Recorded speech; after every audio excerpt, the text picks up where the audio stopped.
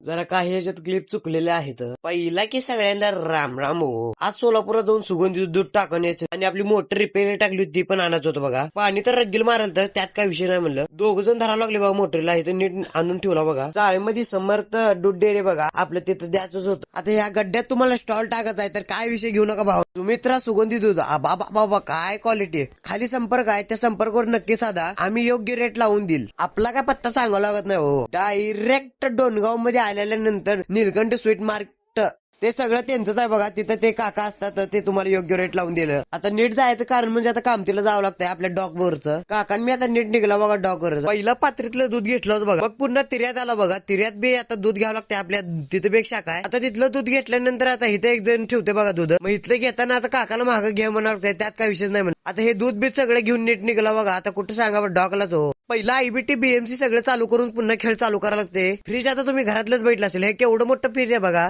Fridge ना हो cold room म्हणते एवढं मोठं आहे. 14 डिग्रीवर आलं बघा. आवडलं तर लाईक फॉलो तेवढं नक्की करा. जय महाराष्ट्र भाऊ.